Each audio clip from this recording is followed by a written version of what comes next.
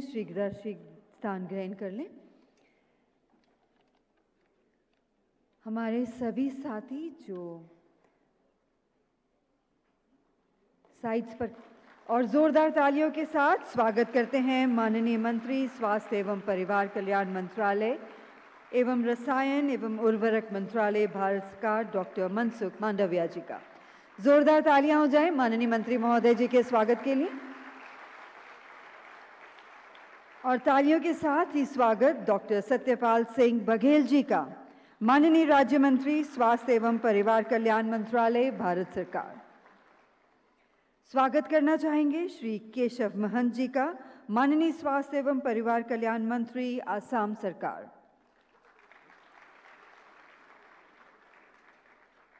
तालियों के साथ स्वागत डॉक्टर वीके पॉल जी का, सदस्य स्वास्थ्य नीति आयोग। और स्वागत है डॉक्टर बसंत गर्ग जी का, एडिशनल सीईओ एनएचए।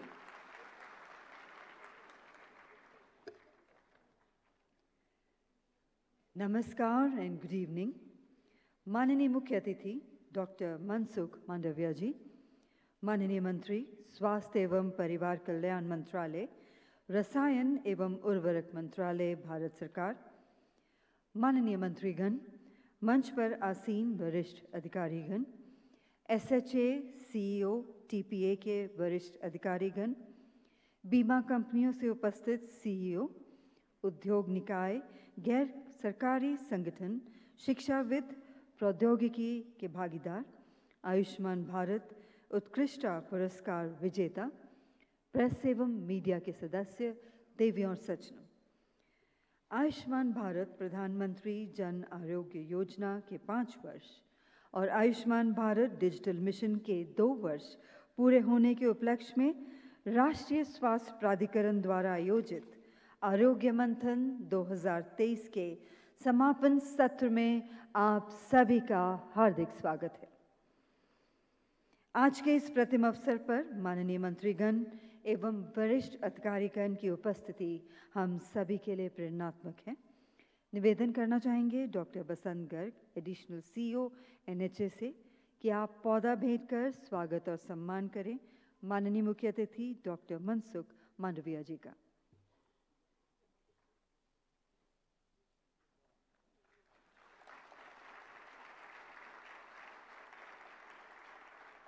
आपसे निवेदन है स्वागत और सम्मान करें डॉक्टर सत्यपाल सिंह बघेल जी का।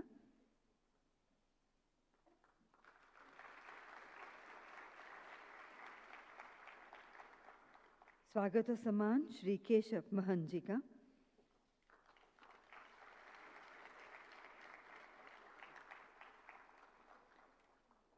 स्वागत और सम्मान करेंगे डॉक्टर वीके पॉल जी का।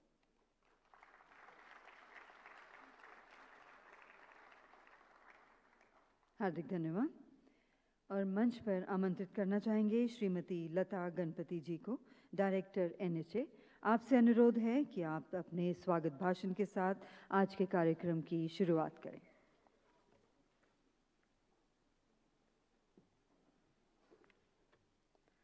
Good evening, everyone. A very warm welcome to our esteemed dignitaries. Honorable Minister of Health and Family Welfare and Chemicals and Fertilizers, Government of India, Dr.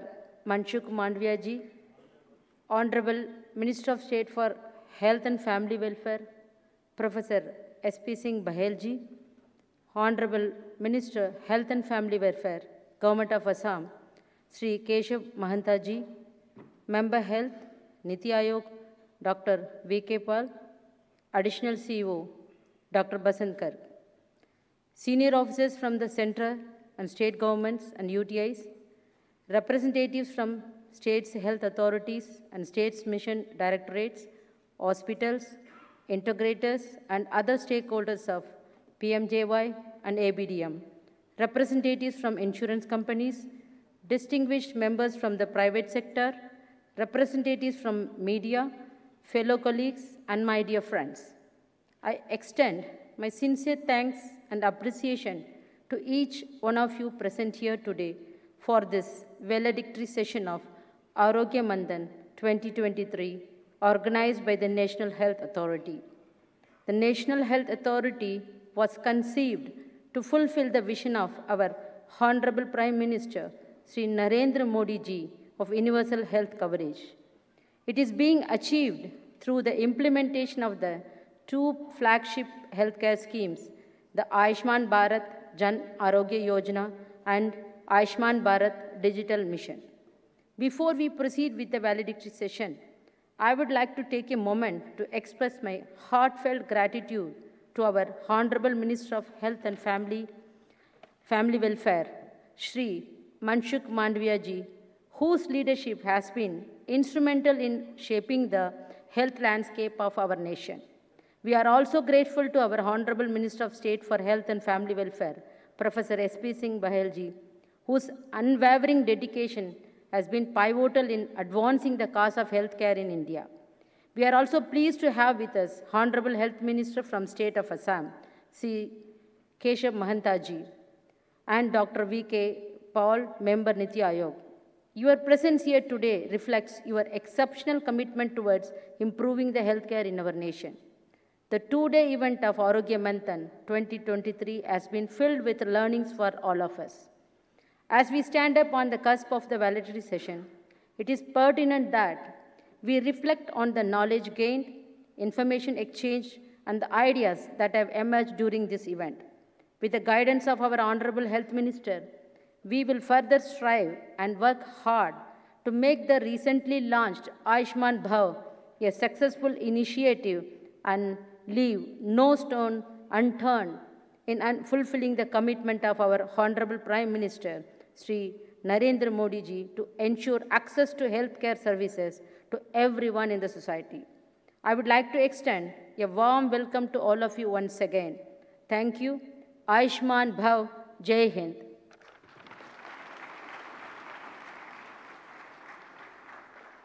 हार्दिक धन्यवाद। और अब doctor Basant Garg, additional CEO NHA से निवेदन है कि आप पिछले 2 दिनों के मंथन पर प्रकाश डालते हुए सभा को संबोधित करें। और एक बार पुनः तालियों के साथ स्वागत डॉक्टर बसंत गर्ग जी का।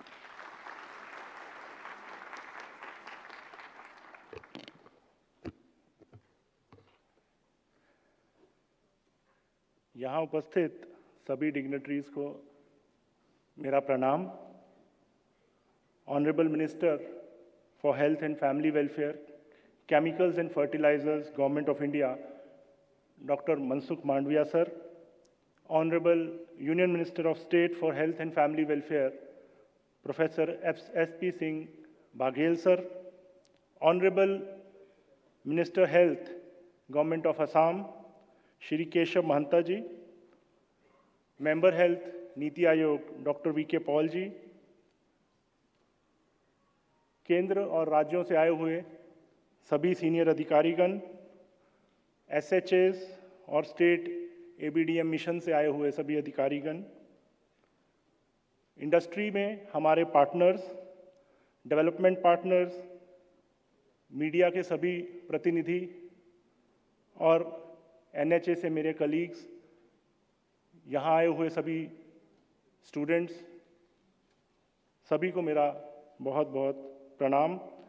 आज हम सब यहाँ 2 इम्पॉर्टेंट माइलस्टोन्स जो एक ही टाइम पे हम सेलिब्रेट कर रहे हैं, उसके लिए इकट्ठा हुए हैं। एनएचए, नेशनल हेल्थ अथॉरिटी, माननीय प्रधानमंत्री जी श्री नरेंद्र मोदी जी की विजन से इसका जन्म हुआ और 2 बहुत ही महत्वपूर्ण योजनाएं, आयुष्मान भारत प्रधानमंत्री जन आरोग्य योजना और आयुष्मान भारत डिजिटल मिशन, दोनों योजनाएं एनएचए में संचालित की जाती हैं। पीएमजे के 5 साल पूरे होने पे और आयुष्मान भारत डिजिटल मिशन के 2 साल पूरे होने पर ये आरोग्य मंथन का जो इवेंट है, इसको सींचा गया, इसको बनाया गया। 25 और 26 सितंबर, कल और आज, इसमें ना केवल पिछली प्राप्तियों को हमने सेलिब्रेट किया, इसमें बहुत सारी डिस्कशंस हुई और सभी राज्यों से हमें बहुत कुछ सीखने को भी मिला और आगे आने वाले समय के लिए भी हमने अपने आप को दोबारा से इसके लिए रिकमिट किया। ये दोनों ही योजनाएं ऐसी हैं जिन्होंने पूरे भारत के ऊपर हेल्थ केयर के लैंडस्केप के ऊपर एक अमिट छाप छोड़ दी है।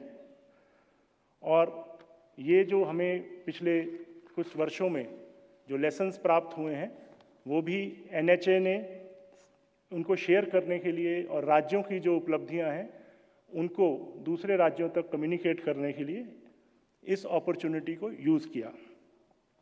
ये 2 दिन का जो फिजिकल इवेंट है इसमें विभिन्न प्रकार के पार्टिसिपेंट्स ने भाग लिया। हेल्थ सेक्टर के एक्सपर्ट्स, एकेडमिया, SHA के representatives, mission directors, ABDM, integrators, सभी ने भाग लिया और इसमें लगभग 2000 लोगों ने स्वयं रजिस्टर भी किया। इनमें एकेडमिया भी है, डेवलपमेंट सेक्टर भी है, प्राइवेट एंटरप्राइजेस भी हैं, स्टार्टअप्स भी हैं। और इस तरह से हमारी जो ये सारी चर्चा और एंगेजमेंट रही है ये ना सिर्फ गवर्नमेंट सेक्टर के साथ रही है, ये प्राइवेट सेक्टर के साथ भी रही है। इससे सभी का हमें समर्थन और सभी का ज्ञान हमें प्राप्त हुआ। इस दौरान अनेक सेशन हुए। वी स्टार्टेड विद इनॉग्रल, फिर उसके बाद प्लेनरी सेशन हुआ। 8 अलग अलग पैरेलल सेशन हुए और आज हम वैलेडिक्टरी पे पहुंचे हैं। इस दौरान 43 पैनलिस्ट ने इसमें अपना योगदान दिया।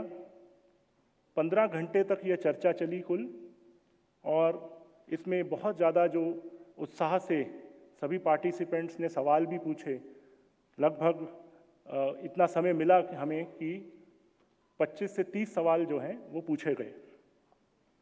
इस पूरे इवेंट का सेंट्रल थीम था यूनिवर्सल हेल्थ कवरेज और डिजिटल हेल्थ और कन्वर्जेंस। इसकी नेशनल और ग्लोबल लेवल पे जो इम्पोर्टेंस है उसको इसमें पेश किया गया। भारत में अभी तक यूनिवर्सल हेल्थ कवरेज की परिभाषा वो जो गरीबों को इस समय एक्सेस नहीं है उसके बारे में डिस्कशन हुआ। जो बॉटम 40% निचले आर्थिक रूप से जो निचले दर के 40% आबादी है, प्रधानमंत्री जन आरोग्य योजना उसके लिए health insurance, health assurance cover देता है। राज्यों ने इस 40% के ऊपर जाकर, इससे आगे बढ़कर और पॉपुलेशन को भी ये कवर प्रदान किया है।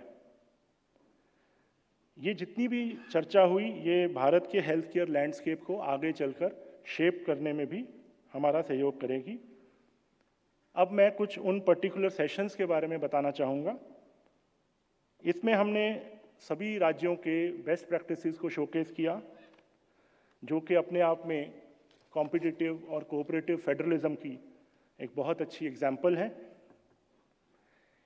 पहले दिन इनॉग्रल सेशन में माननीय मंत्री minister of state for health and family welfare professor SP Singh Baghel ji हमारे बीच शामिल हुए, चीफ गेस्ट थे, और बहुत से अधिकारीगण भी इसमें शामिल हुए। और इस सेशन में हमें अब तक की प्राप्तियों के बारे में, अब तक की जर्नी के बारे में जानकारी मिली। इनॉग्रल सेशन के बाद प्लेनरी सेशन का आयोजन हुआ जिसमें यूनिवर्सल हेल्थ कवरेज के महत्व के बारे में चर्चा हुई और डिजिटल हेल्थ और कन्वर्जेंस के बारे में भी इसमें चर्चा हुई।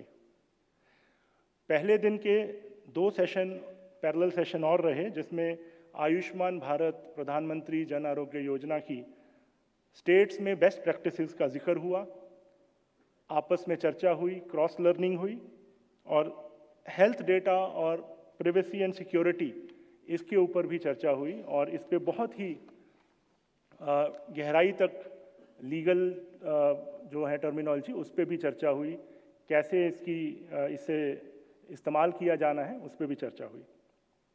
आरोग्य मंथन के दूसरे दिन एक बहुत ही क्रूशियल सेशन हुआ, अचीविंग यूनिवर्सल हेल्थ कवरेज, और कैसे उसको सस्टेन किया जाए, क्योंकि जो राज्य अपने खर्चे पर UHC में गए हैं उनके लिए भी बहुत ज़रूरी है ये समझना कि इसको कैसे सस्टेन करना है। और उनके जो अनुभव रहे हैं वो सारे हमें सीखने को मिले। डिजिटल मिशन में एक नेशनल हेल्थ क्लेम्स एक्सचेंज पर बहुत ही महत्वपूर्ण सेशन हुआ, जिसमें इंश्योरेंस कंपनीज के रिप्रेजेंटेटिव्स ने भी भाग लिया। दोपहर के समय ABDM में राज्यों की डिजिटल मिशन में बेस्ट प्रैक्टिसेस को शोकेस किया गया और इसी प्रकार से PMJ में हेल्थ केयर प्रोवाइडर्स और पब्लिक हेल्थ इंफ्रास्ट्रक्चर को कैसे मजबूत किया जाना है उस पर चर्चा हुई।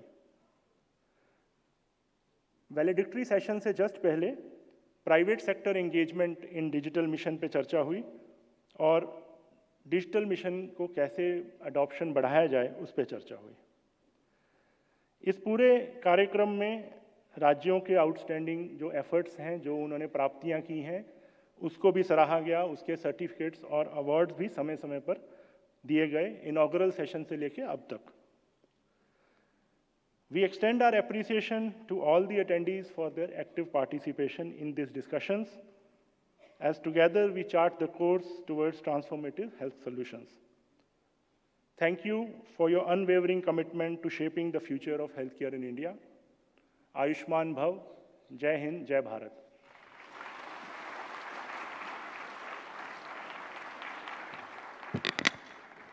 हार्दिक धन्यवाद सर। और अब अनुरोध है डॉक्टर VK पॉल जी से, आप आज के इस कार्यक्रम पे कृपया कर अपने विचार साझा करें। और करतल ध्वनि के साथ स्वागत डॉक्टर VK पॉल जी। धन्यवाद। नमस्ते, good afternoon. Honourable union minister of health and family welfare, chemicals and fertilisers, doctor Mansukh Mandaviya ji, Honorable Minister of State for Health and Family Welfare, Professor S.P. Singh Baghel ji, Honorable Minister of Health and Family Welfare, Government of Assam, Shri Keshav Mahanta ji, Dr. Basant Garg, esteemed invitees, senior officials, team leaders from the state governments, members of the industry, academics and friends. 1.5 दिन के आरोग्य मंथन को आज हम समापन की तरह अब ले जा रहे हैं। जैसे कि डॉक्टर गर्ग ने बताया, बहुत सारे महत्वपूर्ण मुद्दों पे बातचीत हुई, चर्निंग हुई, थिंकिंग हुई, और जो उसमें से निकल के आएगा वो हम सबको गाइड करेगा कि इन 2 कार्यक्रमों का, इन 2 स्कीमों का, इन 2 मिशंस का आगे स्वरूप क्या हो, इसमें और स्ट्रेंथ कैसे आए और ताकत कैसे आए, और सेवा इन मिशंस के द्वारा हम देश की कैसे कर सकें। These are 2 very major flagship programs of the government. Ayushman Bharat प्रधानमंत्री Jan Arogya Yojana, fascinating, largest health insurance scheme in the world, doing wonders with the full support from all of you. And then path-breaking Ayushman Bharat digital mission, which has caught the imagination of the world. These are true, very, very brilliant programs that this nation is pursuing under the leadership of the Honorable Prime Minister. जब जो discussions आगे बढ़ी हैं, सबसे ज़्यादा फ़ायदा हम सबको जो हुआ है वो बेस्ट प्रैक्टिसेस का हुआ है। एक दूसरे से सुन के जो प्रदर्शित किया, दिखाया गया, प्रदर्शित किया गया, सिखाया गया, मैं समझता हूँ सबसे बड़ा फ़ायदा हम सब के लिए वो होगा। और उम्मीद करूँगा कि इसको एक सिंपल कंपाइलेशन डिजिटल फॉर्म में ही चाहे हो, वो सामने रहे, ताकि जब हम अपने अपने तरीके से इसको आगे बढ़ाएं, अपना रोल अदा करें, चाहे हम स्टेट में हैं, चाहे हम सेंटर में हैं, चाहे हम एकेडमिक्स में हैं, NHA में हैं, वो सारी सोच जो है वो रिफ्लेक्ट हो। Even now, there are very important nuances about the Ayushman Bharat PMJ and ABDM. हम अलग अलग तरह से करते हैं। हमने कहीं पे यूनिवर्सल प्रोग्राम हो गया है, कहीं पे public sector almost entirely dominate करता है, जैसे JNK की बात करें, उत्तराखंड की बात करें, कहीं पे प्राइवेट और एकदम बराबर की भागीदारी है। इसी तरह से डिजिटल मिशन में भी जैसे आप अडेप्ट कर रहे हो, जैसे आपने शेयर किया इन प्रोग्राम्स में, there are nuances and we need to learn the best practices from each other. To me, that is the biggest takeaway for all of us, and particularly for us in the ministries and the government system of the country. However, there are 2 or 3 additional points that I'll leave for your kind consideration.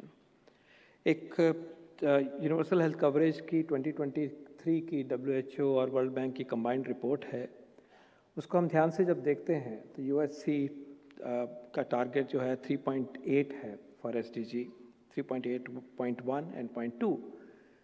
Supply side में sir मैं आपके संज्ञान में लाना चाहूँगा, supply side में we have done well in maternal and child health, reproductive health, communicable diseases, we are okay. But clearly, we are not in good shape in these reports with regard to non-communicable diseases.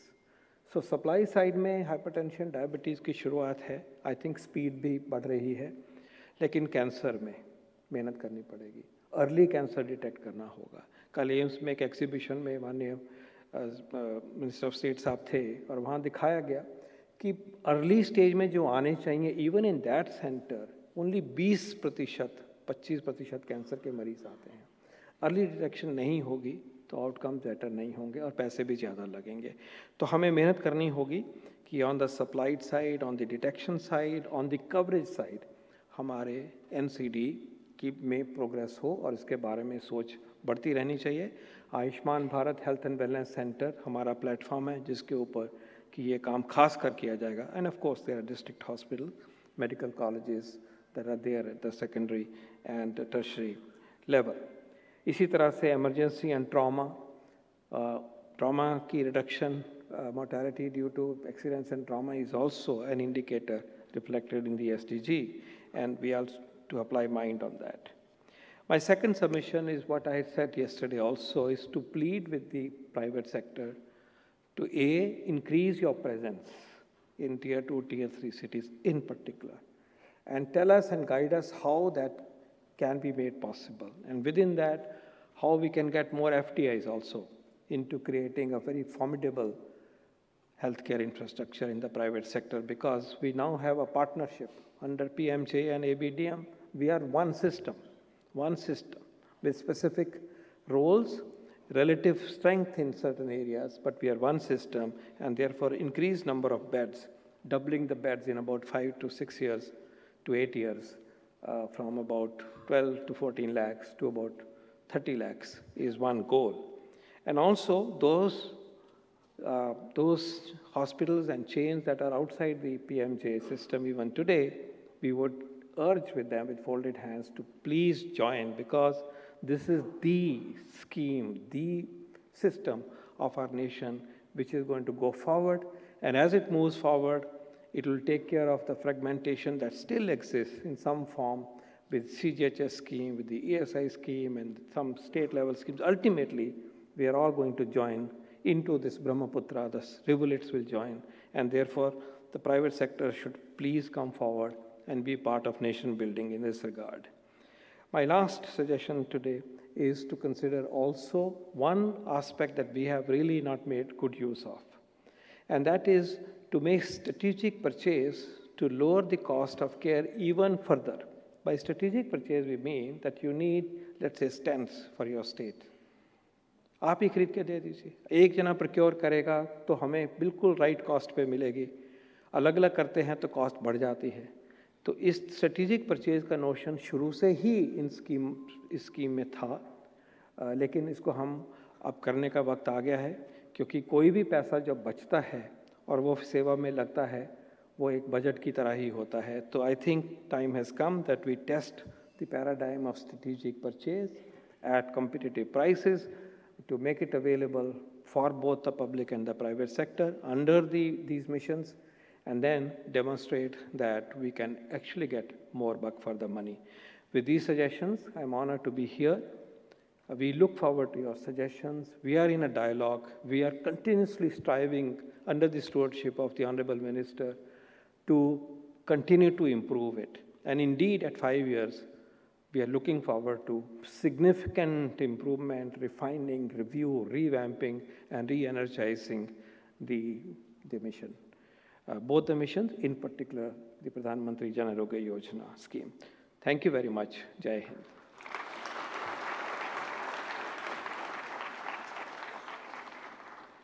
Thank you very much indeed, sir, for your words of wisdom and inspiration. आज मंच पर हमारे साथ उपस्थित हैं असम सरकार के माननीय स्वास्थ्य एवं परिवार कल्याण मंत्री श्री केशव महंत जी। आपसे अनुरोध है, कृपया सभा के साथ आज के इस कार्यक्रम के आयोजन पर अपने विचार साझा करें।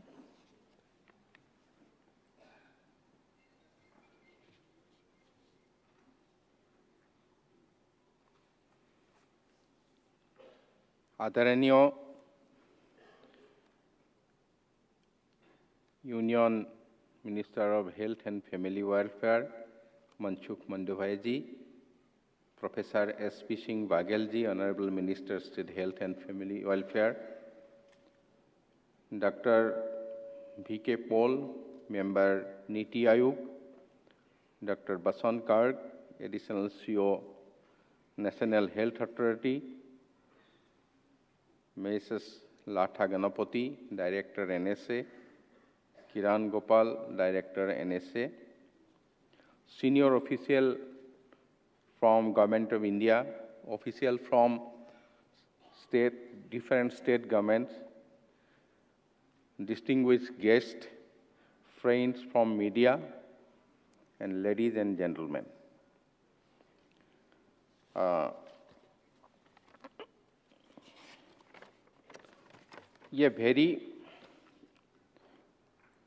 very good evening to all.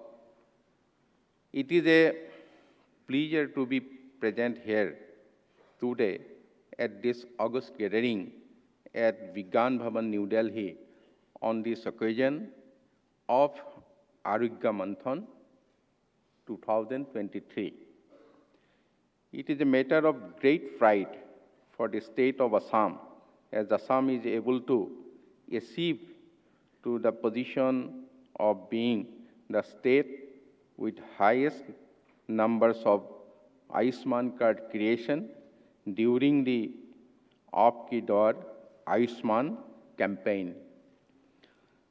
The campaign has unveiled as to conduct 1.58 crore eKYC and distribute 50 lakh cards within a period of few months. The Aapki Daur Ayushman campaign continued to be widely created out in every nook and corner of the state to saturate the entire eligible population by October 2023. I express my sincere gratitude to Honorable Union Minister Dr. Mandaviya ji for his constant support in all matters related to improvement of the health ecosystem of the state, including Aapke Daur Ayushman campaign.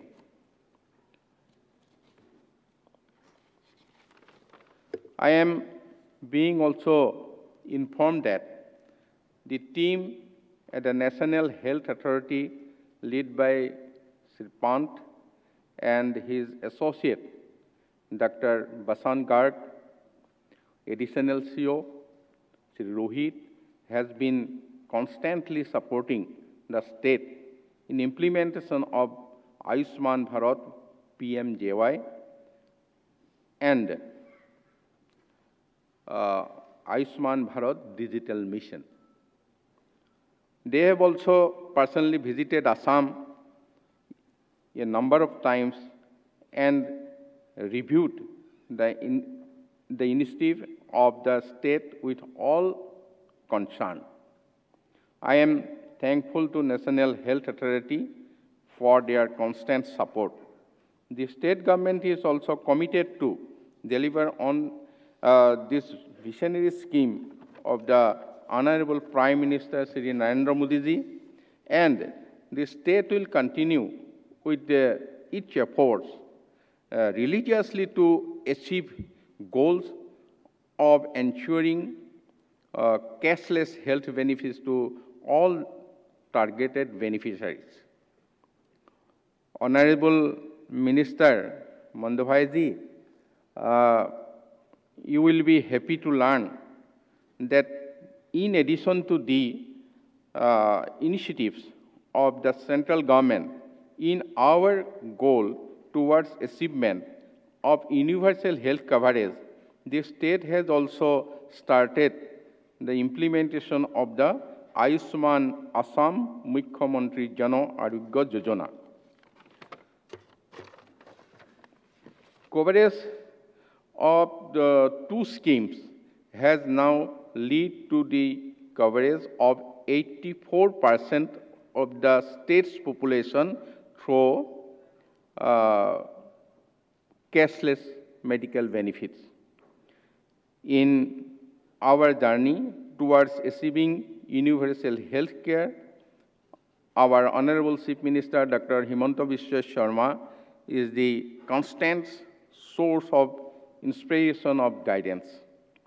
His visionary zeal, the achieved improvement in monitoring all the development of activities related to the health department is also leading our state towards developing a sustainable health ecosystem.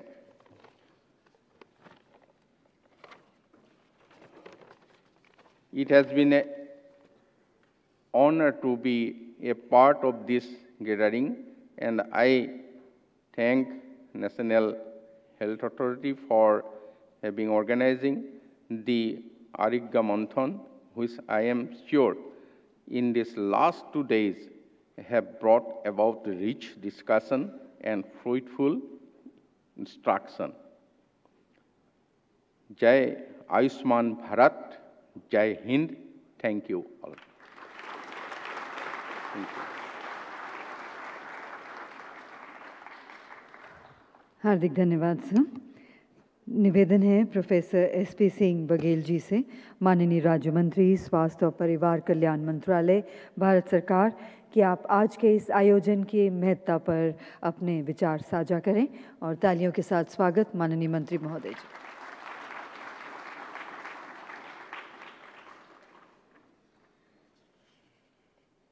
National health authority के 5 वर्ष पूरे होने पर और ABDM के 2 वर्ष पूरे होने के उपलक्ष्य में आयोजित इस 2 दिवसीय आरोग्य मंथन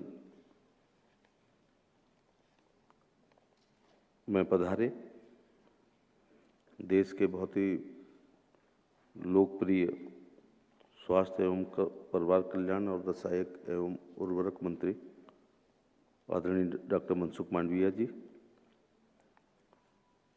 आसाम के स्वास्थ्य एवं परिवार कल्याण मंत्री श्री केशव महंता जी, डॉक्टर VK पाल साहब, माननीय सदस्य नीति आयोग, डॉक्टर बसंत गर्ग, अतिरिक्त मुख्य कार्याधिकारी नेशनल हेल्थ अथॉरिटी, देश के विभिन्न सूबों से आए हुए स्वास्थ्य विभाग के अधिकारीगण, विभिन्न संस्थाओं के प्रतिनिधिगण, स्वास्थ्य एवं परिवार कल्याण मंत्रालय के अधिकारीगण, देवियों एवं सज्जनों, पत्रकार साथियों, मैं माननीय स्वास्थ्य मंत्री डॉक्टर मनसुख मांडविया जी का हृदय की अनंत गहराइयों से आभार प्रकट करना चाहूँगा कि उनके मार्गदर्शन में मंत्रालय द्वारा समय समय पर चिंतन शिविर और इस प्रकार के मंथन शिविर के आयोजन होते रहते हैं। विचार विमर्श और गहन मंथन ही ऐसे उपाय हैं जो हमें जन कल्याणकारी योजनाओं के कार्यान्वयन में सफलता की ओर ले जा सकते हैं। इस 2 दिवसीय आरोग्य मंथन में, वैचारिक मंथन में निश्चित तौर से कुछ न कुछ अमृत निकला होगा जो मानवता के काम आएगा, देश के काम आएगा। अभी प्रधानमंत्री जी ने G20 की सफलता के बाद एक कार्यक्रम आयोजित किया जिसमें 5-7 हज़ार लोगों को याद किया गया। उन्होंने अंतिम व्यक्ति का भी आभार प्रकट किया और उनके अनुभव बताने को कहा, जिसमें उन्होंने माली से बात की, ड्राइवर से बात की, दिल्ली पुलिस के कांस्टेबल से बात की, CISF से बात की। तो उन सबको एक आत्मिक विश्वास हुआ कि G20 की सफलता में उनका भी बड़ा योगदान है। ऐसे ही बसंत जी ने बताया कि 2 दिन में क्या क्या हुआ है, कितने टेक्निकल सेशन हुए, कितने घंटे विचार विमर्श हुए, राज्यों के प्रतिनिधिगणों ने अपनी अपनी भौगोलिक समस्याएं देखते हुए, अन्य समस्याओं को देखते हुए अपनी अनुभव शेयर किए होंगे और निश्चित तौर से उससे लाभ होगा। मैं जब इस विभाग में नहीं था तब भी अपने जीवन का आयुष्मान कार्ड योजना का, आयुष्मान भारत प्रधानमंत्री जन आरोग्य योजना का मैं अपने हिसाब से रोज का ब्रांड एम्बेसडर था। मैं किसी शादी में जाऊं, 13वीं में जाऊं, भागवत में कथा में जाऊं, रसिया दंगल कव्वाली या कुआ पूजन में जाऊं, मैं घूम फिरा के, या बर्थडे मैरिज एनिवर्सरी में जाऊं, मैं इस बात को जरूर छेड़ता था, आयुष्मान कार्ड योजना को बारे में,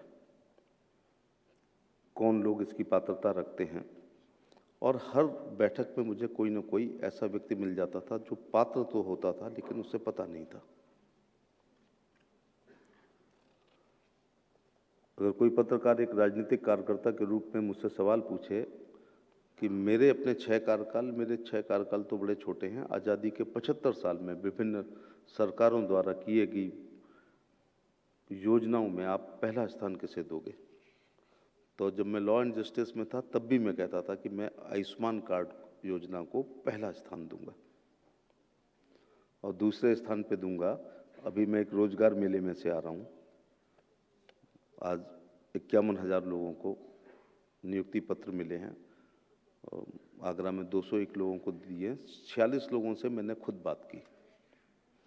इसको मैं दूसरा दूंगा कि केंद्र सरकार ने सभी नॉन गेस्टेड नौकरियों में इंटरव्यू को समाप्त कर दिया है। कईयों को लगता होगा कि ये कोई बड़ा काम है। एक बच्चे ने कहा कि आप बहुत देर से इंटरव्यू समाप्त करने पे बोल रहे हो। मैंने कहा अपने पिताजी से पूछना,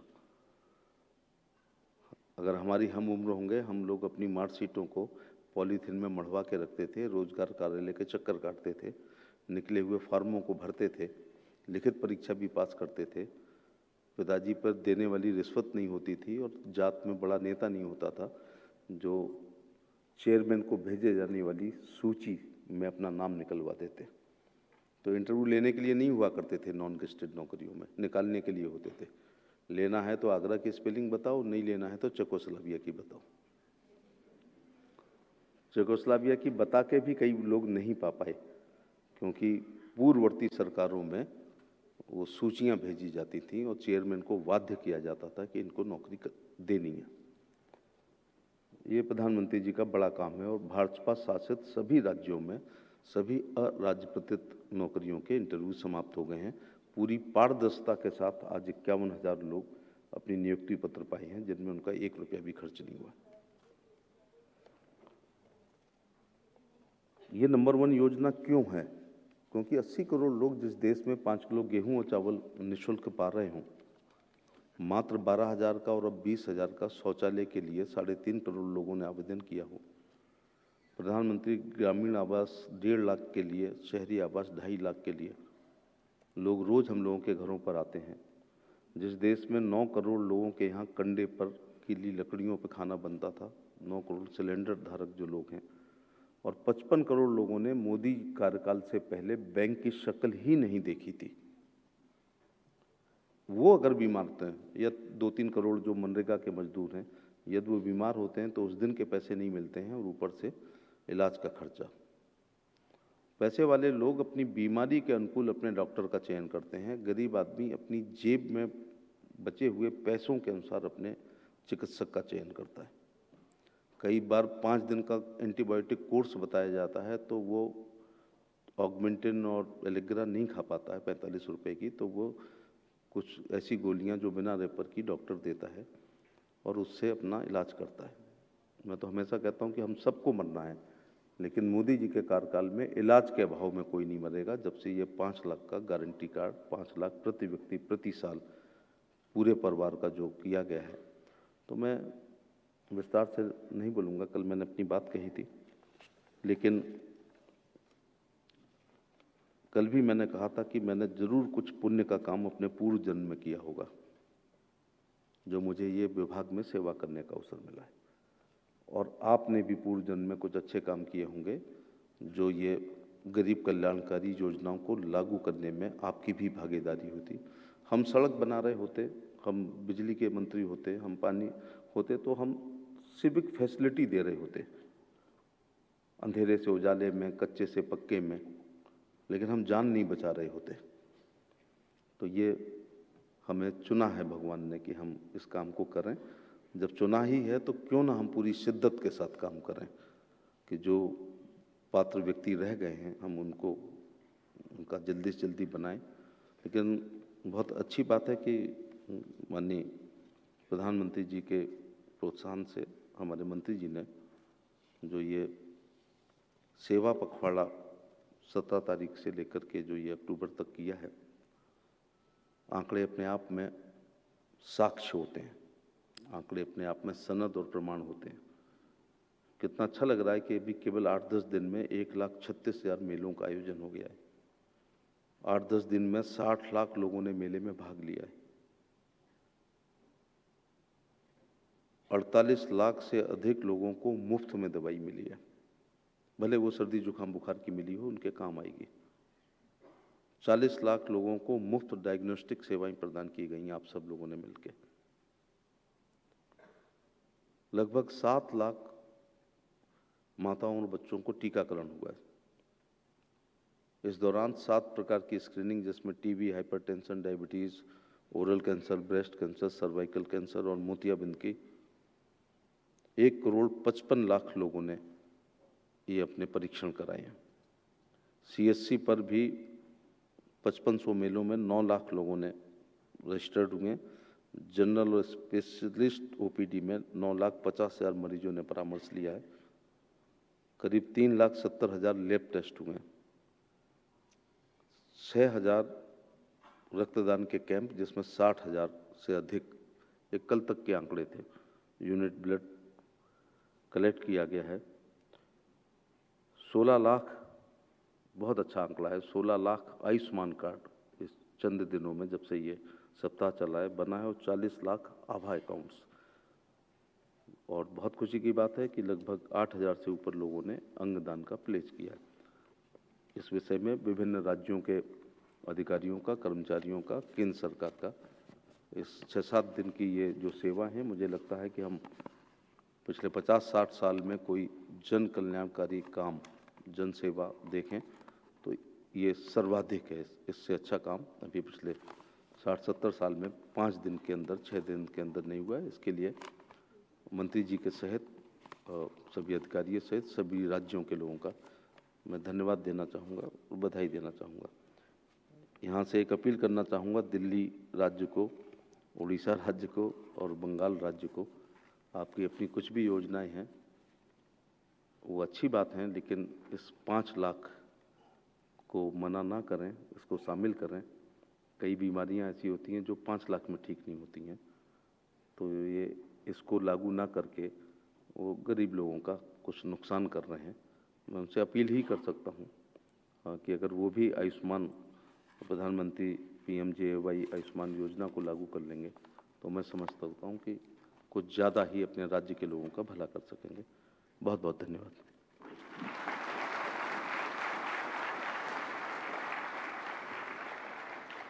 हार्दिक धन्यवाद sir.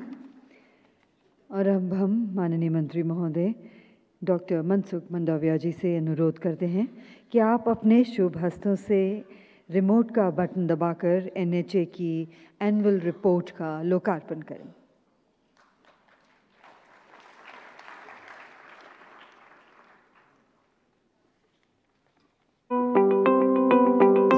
This is a landmark year in the history of National Health Authority, established in 2018 to implement Ayushman Bharat PMJ. Over the last 5 years of its inception, the organization has successfully contributed to creating the dream of an Ayushman Bharat through its 2 flagship schemes, which is ABPMJ and Ayushman Bharat Digital Mission, and as well as convergence of other health schemes. Today, NHA is delighted to launch its 5th annual report. The report takes us through the marvelous 5-year journey of PMJ and 2 years of ABDM. The annual report 2022 to 2023 proudly details the milestones achieved and progress made in the past year. Divided into 6 major parts, it covers all aspects from organizational structure, PMJ and ABDM highlights, to convergence, financial performance, and finally, partnerships and collaborations. With more than 5.6 crore hospital admissions, PMJ has not only contributed to the wellness of the beneficiaries, but has also ensured financial safety. No less spectacular has been the journey of Ayushman Bharat Digital Mission, wherein more than 40 crore Ayushman Bharat health accounts, ABHA, have been created and linked with 30 crore health records. Join us in this saga of hope, joy and triumph as the journey of service and excellence continues.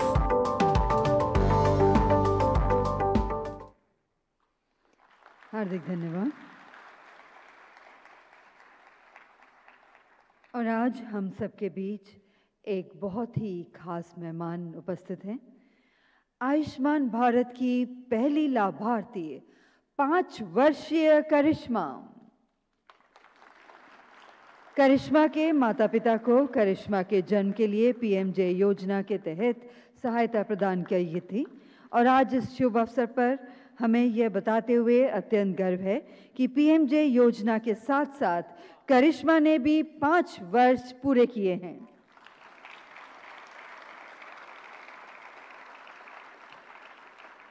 और करिश्मा और उसके माता पिता को आप देख सकते हैं मंच पर माननीय मंत्री महोदय जी के साथ, और निवेदन है माननीय मंत्री महोदय जी से कि आप करिश्मा और उनके माता पिता को एक सर्टिफिकेट प्रदान कर सम्मानित करें।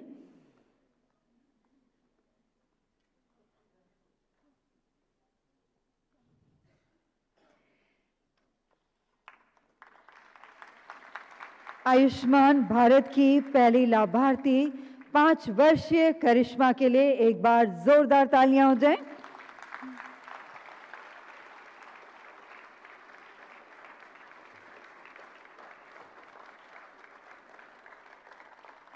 और इसी के साथ अब समय है आयुष्मान उत्कृष्ट पुरस्कार वितरण का।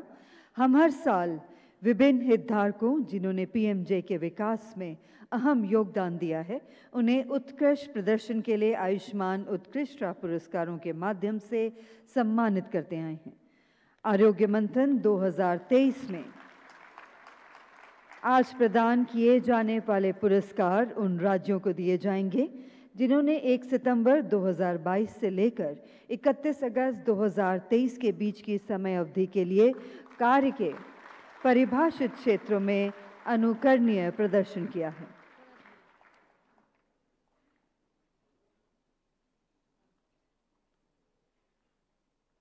और अब हम विजेता राज्यों के गणमान्य प्रतिनिधियों से अनुरोध करते हैं कि कृपया मंच पर आएं और पुरस्कार ग्रहण करें। माननीय मंत्री महोदय जी से निवेदन है, कृपया आप पुरस्कार प्रदान करने का कष्ट करें। आज प्रदान किए जाने वाला पहला पुरस्कार उन राज्यों को सम्मानित करता है जिन्होंने PMJ एनरोलमेंट में सर्वश्रेष्ठ प्रदर्शन किया है। 1 सितंबर 2022 से 31 अगस्त 2023 के बीच बनाए गए आयुष्मान कार्ड की संख्या के आधार पर बड़े राज्यों, छोटे राज्यों और केंद्र शासित प्रदेशों से एक एक विजेता को पुरस्कार प्रदान किया जाएगा। निवेदन करना चाहूँगी माननीय केंद्रीय मंत्री महोदय जी से कि वह आयुष्मान उत्कृष्टता पुरस्कार के विजेताओं को पुरस्कार प्रदान कर अनुग्रहित करें। बड़े राज्यों में से एनरोलमेंट पर उत्कृष्ट प्रदर्शन के लिए पुरस्कार के विजेता हैं आसाम। आसाम राज्य ने 1 सितंबर 2022 से 31 अगस्त 2023 के बीच कुल 1.5 करोड़ से अधिक लाभार्थियों को एनरोल किया। आसाम टीम कृपया मंच पर आएं और अपना पुरस्कार स्वीकार करें।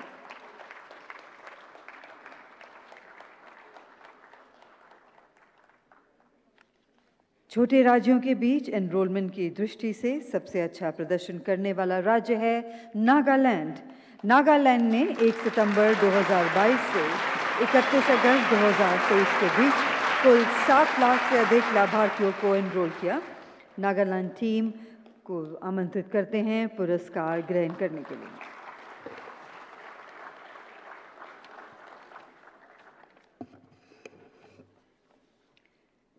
केंद्र शासित प्रदेशों के भीतर एनरोलमेंट की दृष्टि से सबसे अच्छा प्रदर्शन करने वाला राज्य है जम्मू और कश्मीर।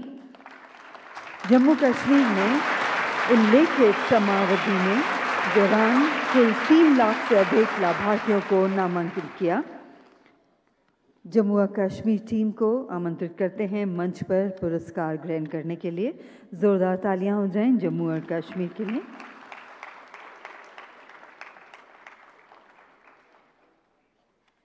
अगला पुरस्कार है यूटिलाइजेशन इन पब्लिक हॉस्पिटल्स पर सर्वश्रेष्ठ प्रदर्शन करने वाले राज्य। 1 सितंबर 2022 से 31 अगस्त 2023 के बीच सार्वजनिक अस्पताल में भर्ती होने की संख्या के आधार पर बड़े राज्यों, छोटे राज्यों और केंद्र शासित प्रदेशों से एक एक विजेता के रूप में 3 विजेताओं को पुरस्कृत किया जाएगा। बड़े राज्यों के भीतर यूटिलाइजेशन की दृष्टि से सबसे अच्छा प्रदर्शन करने वाला राज्य है Karnataka. More than 90% of treatments have been provided by public hospitals in the state of Karnataka in proportion to the total treatments provided to the beneficiaries. Karnataka team to kindly receive the award.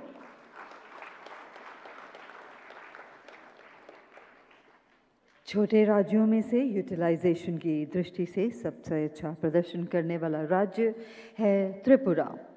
More than 95% of treatments have been provided by public hospitals in the state of Tripura in proportion to the total treatments provided to the beneficiaries. Team Tripura to kindly receive the award.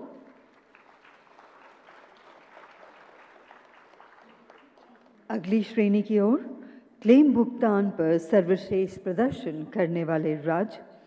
बड़े राज्यों के भीतर claim settlement की दृष्टि से सबसे अच्छा प्रदर्शन करने वाला राज्य है उत्तराखंड। उत्तराखंड में 1 सितंबर 2022 से 31 अगस्त 2023 की अवधि में क्लेम सेटलमेंट के लिए औसतन 20 दिन से भी कम समय का वक्त लिया।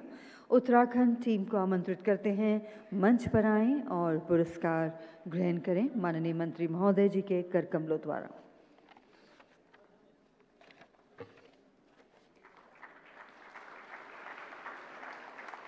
छोटे राज्यों के भीतर क्लेम सेटलमेंट की दृष्टि से सबसे अच्छा प्रदर्शन करने वाला राज्य नागालैंड है।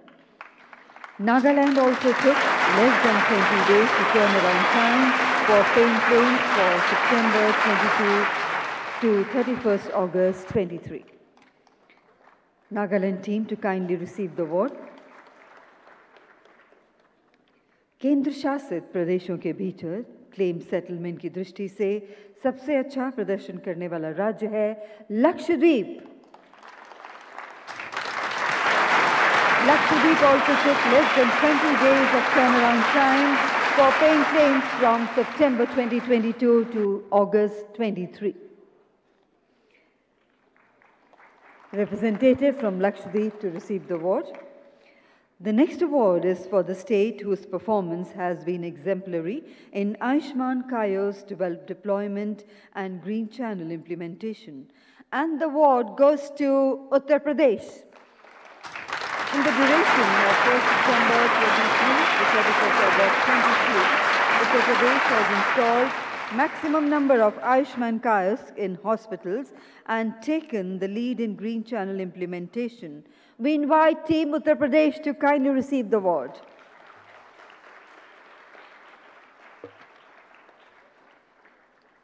The next award is for the state which has taken best initiatives in scheme implementation for the period of 1st September 2022 to 31st August 2023. And the state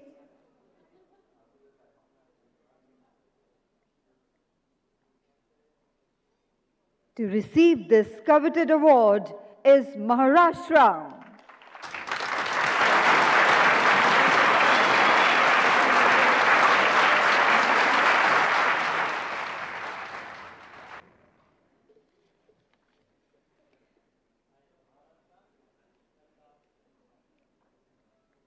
देवियों सज्जनों, पुरस्कारों की अगली श्रेणी उन राज्यों को सम्मानित करेगी जिन्होंने योजना के लिए सर्वोत्तम प्रथाओं का प्रदर्शन किया है। आयुष्मान कार्ड निर्माण और वितरण में सर्वप्रथम पर प्रथाओं के लिए इस वर्ष के पुरस्कार विजेता राज्य हैं आसाम। और एक बार फिर मंच पर आमंत्रित करते हैं आसाम की टीम को पुरस्कार ग्रहण करने के लिए माननीय मंत्री महोदय जी के प्रथम लेकर।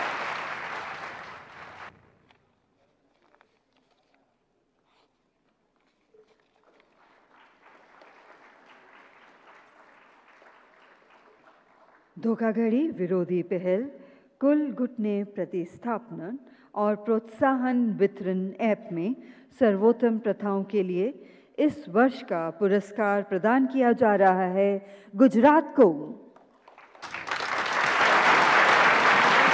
मंच पर आमंत्रित करते हैं गुजरात राज्य की टीम को पुरस्कार ग्रहण करने के लिए।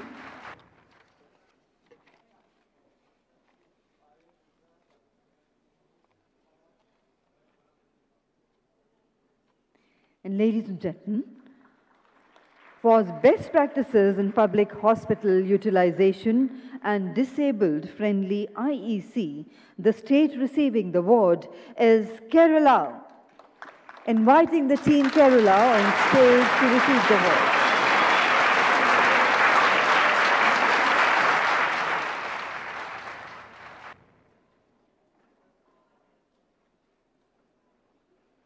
The next award is for best practices in fund utilization from the claim reimbursement of the scheme.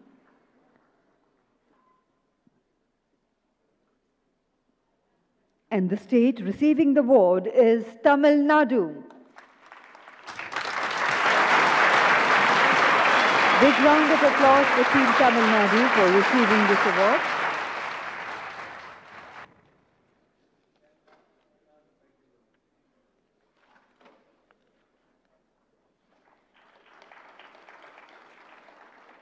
Claim adjudication और धोखाधड़ी विरोधी उपायों में सर्वोत्तम प्रथाओं के लिए इस वर्ष का पुरस्कार प्रदान किया जा रहा है उत्तराखंड को।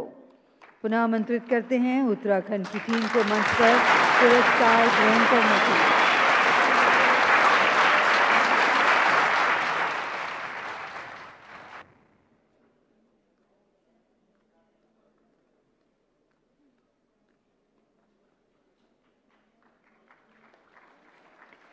और अब समय है आयुष्मान भारत डिजिटल मिशन के तहत विजेताओं को पुरस्कार प्रदान करने का।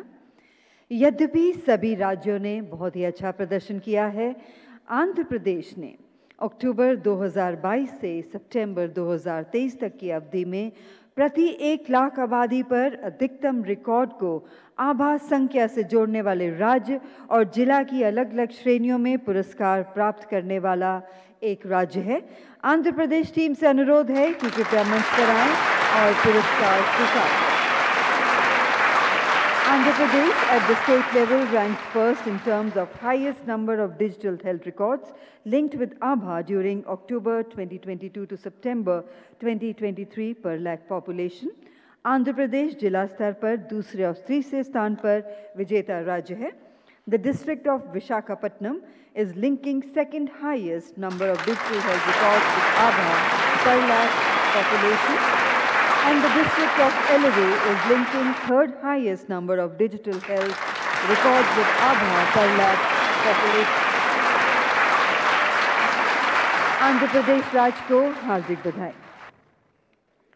कर्नाटक राज्य अक्टूबर 2022 से सितंबर 2023 तक की अवधि में प्रति 1 लाख आबादी पर दूसरे स्थान पर हेल्थ रिकॉर्ड को आभा संख्या से जोड़ने वाला राज्य है एवं राज्य और केंद्र शासित प्रदेशों की श्रेणी में सबसे अधिक संख्या से आभा स्कैन एंड शेयर टोकन सृजित कर दूसरे स्थान पर पुरस्कार प्राप्त करने वाला राज्य है. कर्नाटका टीम को मंच पर आमंत्रित करते हैं पुरस्कार ग्रहण करने के लिए. पीओसी के रूप में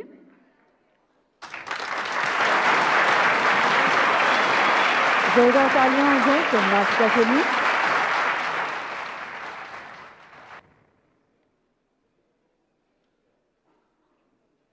पीओसी के रूप में एनएचए द्वारा दिल्ली में स्कैन और शेयर करने की शुरुआत के बाद कर्नाटका राज्य स्तर पर स्कैन और शेयर को अपनाने वाला पहला राज्य था.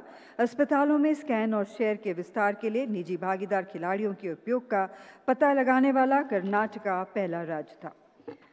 अक्टूबर 2022 से सितंबर 23 के दौरान प्रति लाख आबादी पर आभा के साथ सबसे अधिक संख्या में डिजिटल स्वास्थ्य रिकॉर्ड को जोड़ने के लिए जिला श्रेणी के तहत पहले स्थान के विजेता हैं नई दिल्ली.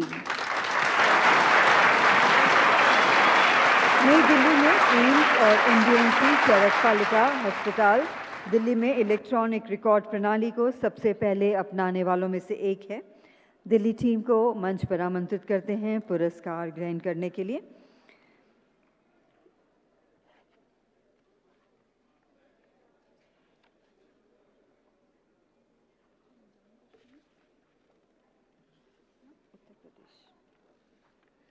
राज्य और केंद्र शासित प्रदेशों की श्रेणी में सबसे अधिक संख्या में आभा स्कैन और शेयर टोकन सृजित कर पहले स्थान पर पुरस्कार प्राप्त करने वाला राज्य है उत्तर प्रदेश. और मंच पर एक बार फिर आमंत्रित करते हैं टीम उत्तर प्रदेश को.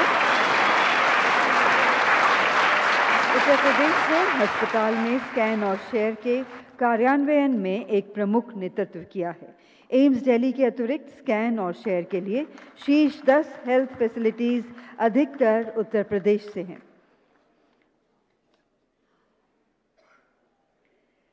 राज्य और केंद्र शासित प्रदेशों की श्रेणी में सबसे अधिक संख्या में आभा स्कैन और शेयर टोकन सृजित कर तीसरे स्थान का पुरस्कार प्राप्त किया है जम्मू और कश्मीर ने. जम्मू कश्मीर में अप्रैल 2023 में ही स्कैन और शेयर का कार्य शुरू किया और जम्मू कश्मीर ने पूरे उत्साह के साथ इसे लागू किया और देश में तीसरे स्थान पर पहुंच गया. स्कैन और शेयर का कार्यान्वयन उरी जैसे सुदूर क्षेत्र में भी लागू किया. जम्मू कश्मीर के लिए जोरदार तालियां हो जाएं. और इसी के साथ सभी बड़े राज्य, छोटे राज्य एवं सभी केंद्र शासित पुरस्कार विजेता राज्यों को हम सबकी ओर से बहुत बहुत हार्दिक बधाई. माननीय मंत्री महोदय जी का हार्दिक धन्यवाद. डॉक्टर मनसुख मांडविया जी का आभार व्यक्त करते हुए निवेदन करना चाहेंगे कि आप अपने प्रेरणात्मक संदेश के साथ हम सबका मार्गदर्शन करें. देवियों सज्जनों, एक बार जोरदार तालियों के साथ पुनः स्वागत करते हैं माननीय मंत्री महोदय जी का.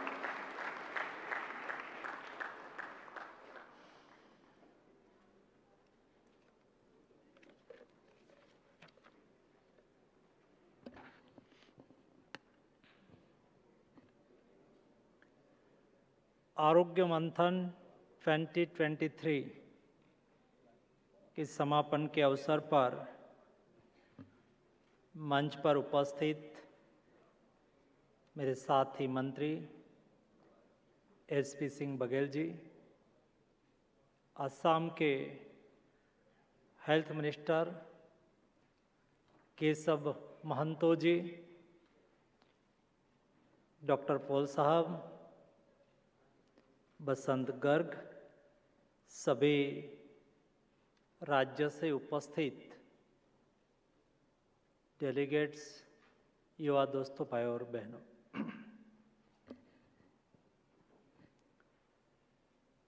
जैसा यहाँ बताया गया, 2 दिन से आरोग्य मंथन चल रहा है। मैं मानता हूँ कि डिस्कशन और डेलिब्रेशन, कुछ आउटपुट लाना है, हम जहाँ है वहाँ से कुछ आगे बढ़ना है, हमें प्रगति करनी है, हमें कुछ सीखना है। ऐसी स्थिति में डिस्कशन बहुत आवश्यक होता है। जब बसंत गर्ग जी बता रहे थे, 2 दिन में कई बिंदु पर विचार विमर्श हुआ, यूनिवर्सल हेल्थ कवरेज के पर विचार विमर्श हुआ, बेस्ट इम्प्लीमेंटेशन कैसे कर सकते हैं उसके पर विचार विमर्श हुआ, अपने अपनी स्टेट में कितने समय में आप क्लेम पास करते हैं उसके पर कई लोगों को अवार्ड दिया गया। मैं मानता हूं कि ये आरोग्य मंथन से अमृत के रूप में जो हमें सफलता मिलेगी या तो आउटपुट मिलेगा, वो आने वाले दिनों के लिए, भविष्य के लिए प्रधानमंत्री जी का विकसित डेवलप्ड कंट्री का स्वप्न है, उसको सिद्ध करने में उपयोगी होगा। आपको लगेगा कि डेवलप्ड कंट्री के संकल्प को सिद्ध करने के लिए ये आरोग्य मंथन कैसे उपयोगी हो सकता है। मेरा स्पष्ट मानना है कि डेवलप्ड कंट्री में के लिए बेस्ट इंफ्रास्ट्रक्चर चाहिए, बेस्ट गवर्नेंस चाहिए, देश के नागरिकों का बेस्ट हेल्थ भी चाहिए। जिस देश के नागरिक स्वस्थ नहीं होते, ये देश के सोसाइटी स्वस्थ नहीं होती, और जिस देश की सोसाइटी स्वस्थ नहीं होती तो राष्ट्र कैसे समृद्ध बन सकता है। कोई भी राज्य को, कोई भी राष्ट्र को समृद्ध राष्ट्र बनने के लिए प्राथमिकता होती है कि देश के नागरिक स्वस्थ हो। और इसलिए मोदी जी ने एक होलिस्टिक अप्रोच के साथ, जब देश आज़ादी का शताब्दी वर्ष मनाता हो, यानी कि हमारी आज़ादी के 100 साल जब देश मनाता हो, उस वक्त हम डेवलप्ड कंट्री बने, लेकिन उसके लिए रास्ता क्या होगा। जब ये रास्ता तय करने की बात आई तो 2022 के 15 अगस्त के उद्बोधन में प्रधानमंत्री जी ने कहा कि हम पंच प्राण के आधार पर हमारे देश को अमृत काल में गति देंगे। अमृत काल के 25 साल में देश को डेवलप्ड कंट्री बनाने का संकल्प को सिद्ध करने के लिए हम पंच प्राण लेते हैं। एक प्राण में कहा कि हम डेवलप्ड कंट्री बनेंगे। दूसरे प्राण बताते हुए मोदी जी ने कहा कि हम गुलामी की सभी चिन्हों को मिटा देंगे। तीसरा प्राण बताते हुए कहा कि हम विरासत से प्रेरणा लेंगे। चौथे प्राण को बताते हुए कहा कि हम एकजुट रह के, मोदी जी कई बार अपने बात में कहते हैं कि जब एक व्यक्ति एक स्टेप आगे बढ़ता है तो व्यक्ति केवल एक स्टेप आगे बढ़ पाएगी। लेकिन हमारी 130 करोड़ की जनसंख्या जब एक साथ, एक सोच के साथ, एक संकल्प के साथ आगे बढ़ेंगे तो हम एक साथ में 130 करोड़ स्टेप आगे बढ़ पाएंगे। हम एकता के साथ काम करें। एक 25 साल में देश के हर नागरिक अपने स्वयं को कर्तव्य पारायणता के साथ जुड़े। हम हमारा कर्तव्य को समझे। देश के लिए काम करना केवल सरकार का कर्तव्य है क्या? केवल ऑफिसर का कर्तव्य है क्या? जी नहीं, देश के 130 करोड़ की जनसंख्या का कर्तव्य है कि वो देश के लिए काम करे। तब जाके देश डेवलप्ड कंट्री बन पाएगा। और देश को डेवलप्ड कंट्री बनाने में मैं मानता हूं कि हमारा आयुष्मान भारत देश के नागरिकों को एफोर्डेबल और एक्सेसिबल हेल्थ सुविधा प्रोवाइड करके एक महत्वपूर्ण भूमिका अदा कर सकता है। और इसलिए मोदी जी ने 2018 में, आज से 5 साल पहले, आयुष्मान भारत योजना को लॉन्च किया और नेशनल हेल्थ अथॉरिटी की स्थापना की। ये नेशनल हेल्थ अथॉरिटी कैसे काम करेगी? हम देश को हेल्थ को एक्सेसिबल और एफोर्डेबल कैसे करेंगे? दोस्तों, मोदी जी कभी टोकन में नहीं सोचते हैं, मोदी जी हमेशा टोटल में सोचते हैं। हम एक होलिस्टिक अप्रोच के साथ हेल्थ सेक्टर में कैसे काम करें? तो मोदी जी ने जब आयुष्मान भारत योजना लॉन्च की तो उसमें 4 कंपोनेंट को रखा गया। 4 पिलर एक आयुष्मान भारत योजना बनाती है। एक हेल्दी इंडिया, स्वस्थ भारत बनाने के लिए आयुष्मान भारत जन आरोग्य योजना, देश के 60 करोड़ लोगों को 5 लाख तक की मुफ्त इलाज की गारंटी। दोस्तों, छोटी बात नहीं है। जब ओबामा का शासन था यूएसए में, और उस वक्त उन्होंने अमेरिका के 10 करोड़ लोगों को हेल्थ सिक्योरिटी देने के लिए ओबामा केयर योजना लॉन्च की थी, और सारी दुनिया में उसकी वाहवाही हुई, उसकी प्रशंसा हुई। दोस्तों, मोदी जी ने देश के 12 करोड़ लोग, 12 करोड़ फैमिली, यानी कि 60 करोड़ लोगों के लिए 5 लाख तक का मुफ्त इलाज। दोस्तों, छोटी बात नहीं है, ताकि एक गरीब और सामान्य वर्ग के लोगों को हेल्थ एक्सेसिबल हो।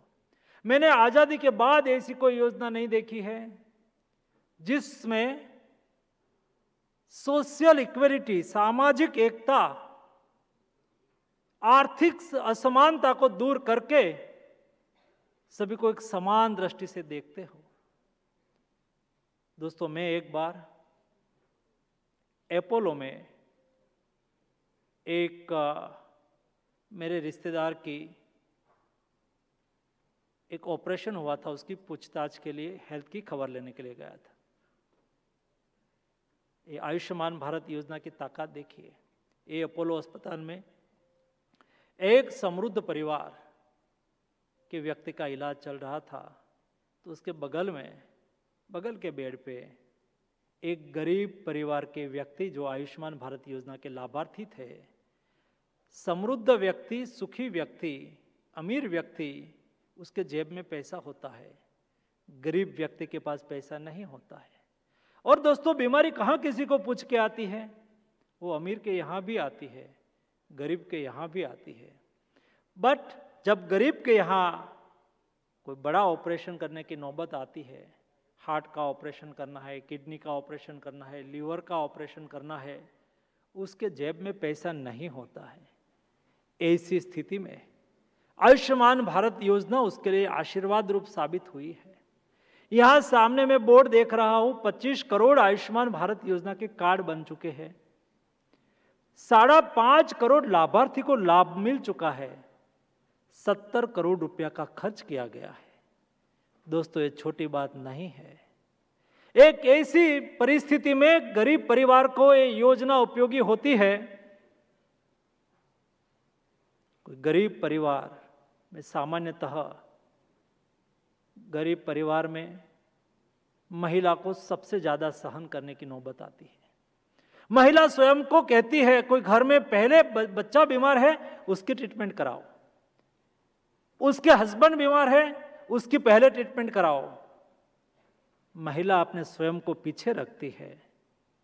लेकिन जब आयुष्मान भारत योजना का एक्सेस मिला है, आज हमारी बहनों को भी, जितने लाभार्थी पुरुष है इतने ही लाभार्थी हमारी बहन भी है, उसको भी उसका ऐसे ही लाभ मिल रहा है। दोस्तों, बहन आगे आके अपना इलाज करा रही है। ये आयुष्मान भारत योजना की ये सफल गाथा है। आज तक आयुष्मान भारत योजना में अभी ट्रांसजेंडर को भी शामिल किया गया है। पहले ट्रांसजेंडर को ट्रीटमेंट कराना, उसके लिए दिक्कत होती है। उसके लिए स्पेशल क्लिनिक का भी लास्ट वीक में ही आरएमएल अस्पताल में प्रारंभ किया गया। दोस्तों, मैं मानता हूं कि एक ऐसी योजना है जिस योजना के लाभार्थी, मैं एक बार रक्सौल गया था और रक्सौल के लाभार्थी सम्मेलन में एक महिला ने आयुष्मान भारत योजना उसके लिए कैसे आशीर्वाद रूप हुई उसके बारे में अनुभव कथन किया था। मंच पर बैठे लोगों के आंखों में भी आंसू निकल आए थे। दोस्तों, ऐसी योजना से हम हेल्थ को एक्सेसिबल कर रहे हैं। हम योजना से हेल्थ को एफोर्डेबल बना रहे हैं। वैसे ही health and wellness centre, Ayushman Bharat योजना का दूसरा पिलर है। देश में 1,70,000 हेल्थ एंड वेलनेस सेंटर बनाया गया। वहां मुफ्त मेडिसिन, मुफ्त इलाज, मुफ्त स्क्रीनिंग, वेलनेस के लिए भी योगा सेशन लगाना, फूड के लिए अवेयरनेस करना, ऐसे कई कार्यक्रम चला रहे हैं। आज आयुष्मान भव कैंपेन के तहत आज सुबह मुझे रिपोर्ट मिली और यहाँ हमारे एसपी सिंह बघेल जी बता रहे थे 1.5 लाख से अधिक हेल्थ एंड वेलनेस सेंटर पर हेल्थ मेला लगाया गया।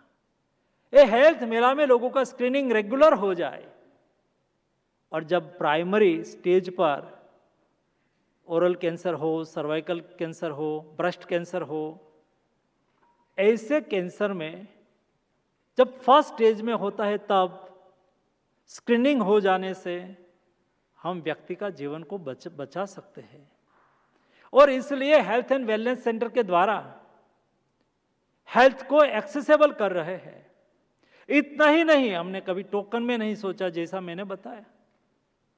हमें हेल्थ एंड वेलनेस सेंटर बनाए, वहां डॉक्टर चाहिए, तो देश में मेडिकल की सीट 54,000 9 साल पहले थी। ये 9 साल में वो 54 से 1,07,000 आज के दिन में हो गई, यानी कि डबल हो गई। मेडिकल कॉलेज डबल हो गई, पीजी की सीट डबल हो गई, ताकि देश के डॉक्टर को विदेश में पढ़ने जाने की नौबत ना आए। यहां ही उसको एजुकेशन का, मेडिकल एजुकेशन का अवसर मिले। और दोस्तों, कोविड क्राइसिस ने हमने बहुत कुछ सिखाया। सभी समय पर जो कुछ बेस्ट करने की आवश्यकता हो, चाहे कुछ हमारी कमियां हो, तो कमियों को दुरुस्त करने के लिए भी मोदी गवर्नमेंट हमेशा कार्यरत रही है। कोविड क्राइसिस के दरमियान और हमारा हेल्थ इंफ्रास्ट्रक्चर को रोबस्ट करने के लिए, स्ट्रांग करने के लिए क्या करने की आवश्यकता है, तो उसमें से आइडेंटिफाई किया गया और 64,000 करोड़ रुपीस 5 साल में 64,000 करोड़ रुपीस खर्च करके Ayushman Bharat national health infrastructure mission, national health infrastructure mission के तहत हर डिस्ट्रिक्ट में एवरेज 100 करोड़ रुपीस का खर्च करके डिस्ट्रिक्ट प्लेस पर क्रिटिकल केयर यूनिट बनाना, ब्लॉक लेवल से लेके डिस्ट्रिक्ट लेवल से लेके स्टेट और रीजनल लेवल पर डायग्नोसिस करने के लिए एक लेबोरेटरी की श्रृंखला तैयार करना, उसको आर्टिफिशियल इंटेलिजेंस के साथ जोड़ के लास्ट विलेज में हेल्थ एंड वेलनेस सेंटर और ब्लॉक लेवल पर किस टाइप का डिसीज चल रहा है रेगुलर, उसका डेटा को एनालिसिस करके, जीनोम सीक्वेंसिंग करके कोई नया पेंडेमिक जैसी स्थिति, कोई न्यू डिसीज मेरे देश के कोई कॉर्नर में दिख तो नहीं रहा है ना, जो पहले से ही ध्यान में आ जाए, तो उसका इलाज करने के लिए, उसके लिए मेडिसिन का रिसर्च करने के लिए, उसके लिए वैक्सीन का रिसर्च करने के लिए एपिडेमियोलॉजी लेबोरेटरी से हमें सहायता मिल सकती है। उस उद्देश्य के साथ एक श्रृंखला तैयार की जा रही है ताकि भविष्य में कोई भी पेंडेमिक जैसी स्थिति में हम अच्छी तरह से लड़ पाए। दोस्तों, ये देश की विरासत, ये देश की क्षमता में कभी कमी नहीं थी। ये देश में ब्रेन पावर और मैन पावर से हमेशा समृद्ध रहा है। सवाल इतना ही है कि उसको हम यूटिलाइज कैसे करें। आयुष्मान भारत योजना के तहत हम ये व्यवस्था को यूटिलाइज करके देश की हेल्थ सिस्टम को रोबस्ट करना चाहते हैं। फोर्थ पिलर है, अभी डिजिटल टेक्नोलॉजी का समय है, आयुष्मान भारत डिजिटल मिशन। दोस्तों, जब आईटी का युग आया तब हिंदुस्तान ने आईटी सेक्टर को प्राथमिकता दी, और जब वो सनराइजिंग सेक्टर था, राइजिंग सेक्टर था, तब हम उसमें गए। आज आउटसोर्स के द्वारा आईटी सेक्टर में दुनिया का काम बेंगलोर, अहमदाबाद, हैदराबाद में बैठ के होता है। वैसा ही डिजिटल हेल्थ है, राइजिंग सेक्टर है। आने वाले दिनों में डिजिटल टेक्नोलॉजी हमारे हेल्थ इश्यू को रिजोल्व करने के लिए हेल्थ सेक्टर में बहुत महत्वपूर्ण भूमिका अदा करने वाले हैं। इस सेक्टर में हिंदुस्तान ने आयुष्मान भारत डिजिटल मिशन के तहत एडवांस इनिशिएटिव लेके काम करना चालू किया, और इस G20 इंडियन प्रेसिडेंसी में हेल्थ सेक्टर में हमारी वो प्रायोरिटी भी थी, और डिजिटल हेल्थ के इंडियन इनिशिएटिव को लेके WHO ने भारत का डिजिटल हेल्थ सेंटर WHO में बनाने के लिए भारत के इनिशिएटिव को प्रोत्साहित करते हुए वहाँ डिजिटल हेल्थ सेंटर बनाने के लिए सुनिश्चित किया है।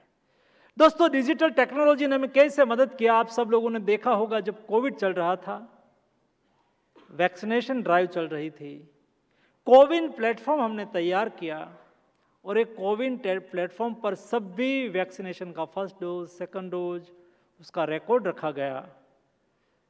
दुनिया के लोग ट्रैवल करते थे, वैक्सीनेटेड है कि नहीं है, उसके लिए वो राइटिंग में लिखा हुआ सर्टिफिकेट लेके घूमते थे, डेवलप्ड कंट्री में भी।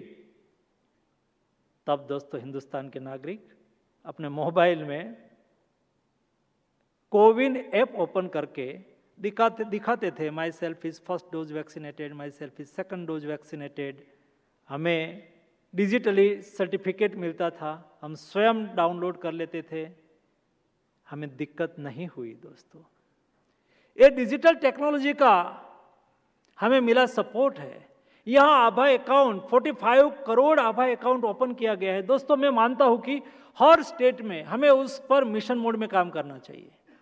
हम बहुत फाइल लेके घूमते रहे, हम कई बार एक डॉक्टर साहब के पास गए, डॉक्टर साहब हमारे पास पिछली बार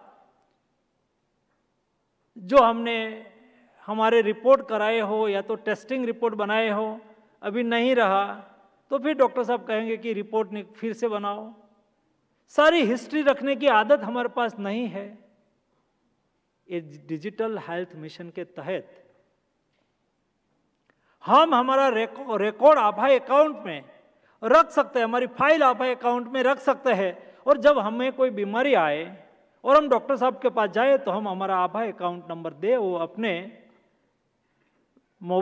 कंप्यूटर में उसका एक्सेस करें। आपके मोबाइल में OTP आए, आप उसका OTP नंबर दो, तब उसके कंप्यूटर में ये आपका अकाउंट ओपन हो, वो देख पाए कि आपको डायबिटिक है, कब से है, क्या टैबलेट ले रहे हैं, सारा रिकॉर्ड उसको उपलब्ध हो जाए, और कोई कौन सी बीमारी है आपको पूछने की नौबत उसको बहुत कम लगेगी। सारी हिस्ट्री को समझते हुए डॉक्टर को सुविधा हो जाएगी आपको आगे की ट्रीटमेंट के लिए। और जब आप वहाँ से आपकी ट्रीटमेंट खत्म हो जाए, आप लॉग आउट कर दो, बाद में वो एक्सेस नहीं कर पाएंगे। जब एक्सेस करना है तो OTP आपके मोबाइल पर आएगा। दोस्तों, डिजिटल टेक्नोलॉजी का उपयोग करके आर्टिफिशियल इंटेलिजेंस उसके साथ जोड़ के हम हेल्थ सेक्टर में बहुत बड़ा रिवॉल्यूशन कर सकते हैं। इंडिया का डिजिटल मिशन की सराहना दुनिया में हो रही है। हेल्थ सेक्टर में जो काम हो रहा है उसकी सराहना WHO में हो रही है। हम आने वाले दिनों में ये 4 पिलर पर काम करके देश में 25 साल जो हमारा अमृत काल का समय है, ये अमृत काल के समय में हम देश की सभी नागरिकों को अच्छी हेल्थ सुविधा प्राप्त हो, किसी को अपने स्वास्थ्य की चिंता ना हो, हर टाइप की मेडिसिन भी देश में उपलब्ध हो, हर टाइप की डायग्नोस्टिक सिस्टम भी देश में हो, कोई गरीब परिवार है तो उसके लिए भी आयुष्मान भारत जैसी योजना का इम्प्लीमेंटेशन हो। सेंट्रल और स्टेट गवर्नमेंट एक अप्रोच से इस दिशा में आगे बढ़ के समृद्ध भारत बनाने के लिए हेल्थ सेक्टर की जो जिम्मेवारी है उस जिम्मेवारी को पूरा करने के लिए इस टाइप के आरोग्य मंथन जैसे कार्यक्रम हमें बहुत सहयोगी हो सकता है, हमें बहुत उपयोगी हो सकता है। यहाँ जब बसंत अपनी बात रख रहे थे, मुझे खुशी हुई। यहाँ कई लोगों को अवार्ड से, कई स्टेट को अवार्ड से सम्मानित किया गया। दोस्तों, सम्मान हमें प्रेरणा देता है, सम्मान हमें प्रोत्साहित करता है, सम्मान हमें हौसला बढ़ाता है। जिस राज्यों ने अपने यहाँ बेस्ट प्रैक्टिस करके अवार्ड के अधिकारी बने हैं, ये राज्य के साथ उसके पीछे रहने वाले राज्यों को कंपटीशन करनी चाहिए। वो 4 दिन में, उत्तराखंड वाले 4 दिन में क्लेम मंजूर कर रहे हैं, कैसे कर रहे हैं, क्या है उसकी सिस्टम, क्या सुविधा है। चलो हमारे स्टेट में भी यही होना चाहिए। ये स्टेट ने सबसे ज़्यादा आभा अकाउंट ओपन किया है, क्या करते हैं वो, हम भी हमारे स्टेट में उसका इम्प्लीमेंटेशन करके हमारे स्टेट में करें। सबसे ज़्यादा लाभार्थी गवर्नमेंट हॉस्पिटल में लाभ लेते हैं और उसका पैसा तमिलनाडु ने कहा कि वो कॉर्पोरेट फंड को बना के जो पैसा गवर्नमेंट अस्पताल में आयुष्मान भारत योजना का लाभार्थी का आता है तो गवर्नमेंट अस्पताल है, तो उसका अच्छी तरह से उपयोग करके और हमारी हेल्थ सेवा को कैसे बेटर बनाए, उन्होंने अच्छा काम किया होगा ताकि उसको यहाँ से सम्मान मिला। तो उन्होंने क्या किया, जो लोगों को ये अवार्ड नहीं मिला है, मैं मानता हूँ कि राज्य को, जिस राज्य अवार्ड के अधिकारी बने हैं उसके साथ बातचीत करना चाहिए, वीडियो कॉन्फ्रेंस से मीटिंग करनी चाहिए, आपस में कंपटीशन होनी चाहिए। और इस बार ये स्टेट मंच पर आए थे, इस बार हम मंच पर आएंगे और मंत्री जी के हाथों से इनाम को स्वीकार करेंगे। ये भाव से हम काम करेंगे, स्मूथ और हेल्दी कंपटीशन करके हम हमारे राज्य में हेल्थ सर्विसेज को बेस्ट बनाने की कोशिश करें। आप सबको मेरी ओर से हार्दिक शुभकामनाएं। धन्यवाद।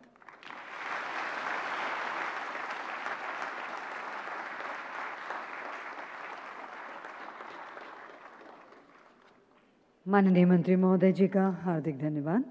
और अब निवेदन है Shri doctor Basant Garg, additional CEO NHA से, कि आप स्मृति चिन्ह भेंट कर आभार व्यक्त करें। माननीय मंत्री स्वास्थ्य एवं परिवार कल्याण मंत्रालय डॉक्टर मनसुख मांडविया जी का। माननीय मंत्री महोदय ने अपने कीमती वक्त में से समय निकाला, यहाँ उपस्थित हुए, सबका प्रोत्साहन दिया, हार्दिक धन्यवाद। स्मृति चिन्ह भेंट करके आभार व्यक्त करेंगे डॉक्टर सत्यपाल सिंह बघेल जी का, माननीय राज्य मंत्री स्वास्थ्य एवं परिवार कल्याण मंत्रालय।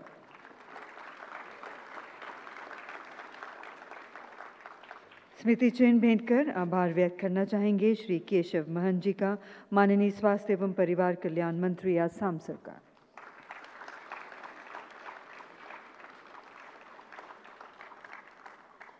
स्मृति चिन्ह भेंट कर आभार व्यक्त करेंगे श्री VK पॉल जी का, माननीय सदस्य स्वास्थ्य नीति आयोग।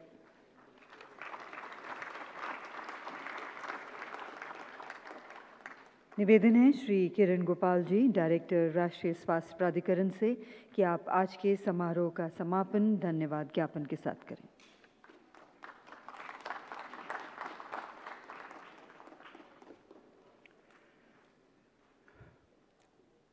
दो दिन तक चले इस आरोग्य मंथन कार्यक्रम की सफलता में ABPMJ एवं ABDM से जुड़े सभी स्टेक होल्डर का योगदान रहा है।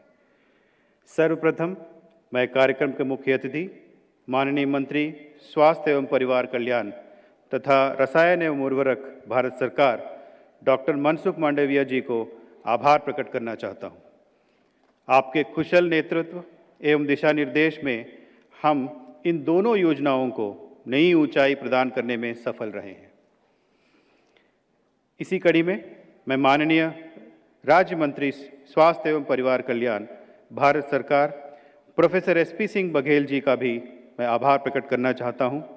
आपका मार्गदर्शन हमें उद्घाटन सत्र में भी मिला और हमेशा से मिलता रहा है। अपना पेशकीमती समय निकालकर इस आयोजन की भव्यता बढ़ाने के लिए आए श्री केशव महंत जी, माननीय मंत्री स्वास्थ्य एवं परिवार कल्याण, असम सरकार को मैं आभार प्रकट करना चाहता हूं। डॉक्टर वीके पॉल, सदस्य स्वास्थ्य नीति आयोग, जिनका स्नेह, सहयोग और समर्थन हमेशा से एनएचए को मिलता रहा है, हम आपके शुक्रगुजार हैं। मैं आभार व्यक्त करना चाहता हूं श्री सुधांश पंत, सचिव स्वास्थ्य एवं परिवार कल्याण, भारत सरकार, जिनके मार्गदर्शन में इस पूरे कार्यक्रम की परिकल्पना की गई और उसका सफल क्रियान्वयन हुआ। सभी राज्य एवं केंद्र शासित प्रदेशों से आए वरिष्ठ अधिकारीगण और इस योजनाओं को ज़मीनी स्तर पर क्रियान्वित करने वाली टीम के आए हुए सभी स्टेक होल्डर्स का भी मैं धन्यवाद व्यक्त करना चाहता हूँ। आरोग्य मंथन में हुए 9 सत्रों के सभी पैनलिस्ट का भी मैं आभार व्यक्त करना चाहता हूँ। इस आयोजन के सफल क्रियान्वयन में सहयोग करने वाले सभी डेवलपमेंट पार्टनर्स का भी मैं अपना आभार प्रकट करना चाहता हूँ। ABPMJY एवं ABDM के क्रियान्वयन में भागीदार हमारे IT partners, integrators, insurance companies, TPAs तथा निधि अस्पतालों से आए सभी प्रतिनिधियों को भी मैं आभार प्रकट करता हूँ। साथ ही विभिन्न शैक्षणिक संस्थाओं से आए हुए सभी छात्र छात्राओं का भी मैं आभार प्रकट करता हूँ। कार्यक्रम के सफल आयोजन में अहम भूमिका निभाने वाले विज्ञान भवन के CISF के सुरक्षाकर्मी तथा अन्य प्रबंधन से जुड़े स्टाफ और इस आयोजन में लॉजिस्टिक एवं ब्रांडिंग में NHA के पार्टनर्स का भी मैं आभार व्यक्त करना चाहता हूँ। आरोग्य मंथन, आयुष्मान PMJ और ABDM से संबंधित सभी जानकारी को लोगों तक पहुँचाने वाले हमारे प्रिंट, इलेक्ट्रॉनिक और डिजिटल मीडिया के सभी साथियों का भी मैं दिल से अपना आभार व्यक्त करता हूँ। आज का ये जो 2 दिन का कार्यक्रम है, ये तभी संभव हो पाया है क्योंकि पिछले 1 साल हम सभी ने मिलकर बहुत मेहनत से काम किया है और जो भी हमने आज हासिल किया है, ये 1 साल का एक रिज़ल्ट है। तो इसके लिए इन दोनों स्कीम्स में काम करने वाले सभी partners, stakeholders, officers, employees, सभी का मैं आभार व्यक्त करना चाहता हूँ। अंत में इस 2 दिन का आयोजन जो आज सफलतापूर्वक हम समापन कर रहे हैं, इसके लिए दिन रात काम कर एक त्यौहार का माहौल जो खड़ा किया है, इसके लिए मेहनत करने वाले सभी NHA के मेरे साथियों का भी मैं आभार व्यक्त करना चाहता हूँ। बहुत बहुत धन्यवाद। आयुष्मान भव। जय हिंद।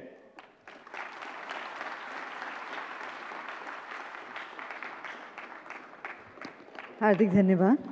माननीय मंत्रीगण का आभार व्यक्त करते हुए आज के इस कार्यक्रम को यहीं समाप्त करते हैं।